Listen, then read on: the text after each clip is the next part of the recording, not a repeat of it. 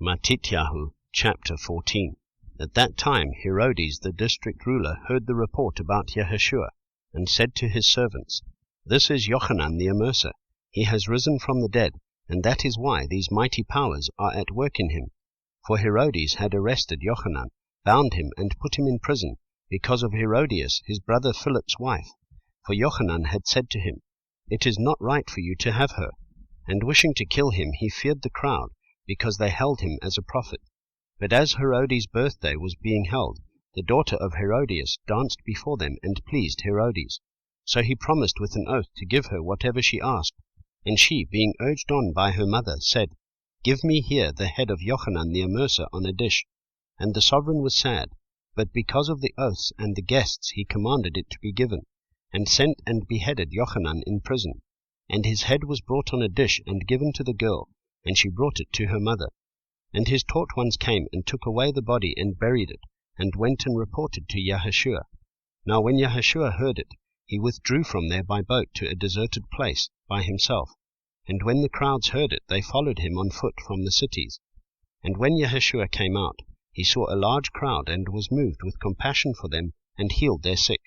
And when evening came, his taught ones came to him, saying, This is a deserted place, and the hour is already late. Dismiss the crowds, so that they might go into the villages and buy food for themselves. But Yahushua said to them, They do not need to go away. Give them to eat yourselves. And they said to him, We have here only 5 loaves and 2 fish. And he said, Bring them here to me. And commanding the crowds to sit down on the grass, and taking the 5 loaves and the 2 fish, and looking up to the heaven, he blessed and broke, and gave the loaves to the taught ones, and the taught ones gave to the crowds. And all ate and were satisfied. And they picked up the pieces left over, 12 baskets filled. And those who ate were about 5,000 men, besides women and children. And immediately Yahushua made his taught ones enter into the boat and go before him to the other side, while he dismissed the crowds. And having dismissed the crowds, he went up to the mountain by himself to pray. And when evening had come, he was alone there. But the boat was now in the middle of the sea, agitated by the waves, for the wind was against it.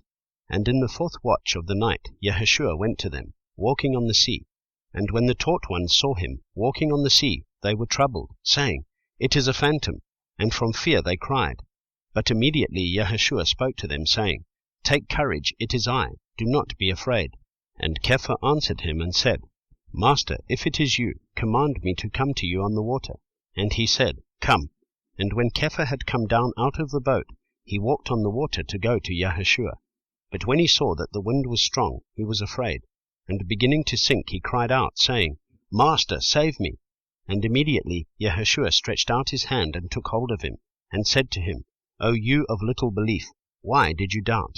And when they came into the boat, the wind ceased, and those in the boat came and did bow to him, saying, Truly you are the Son of Elohim. And having passed over, they came to the land of Gennesaret.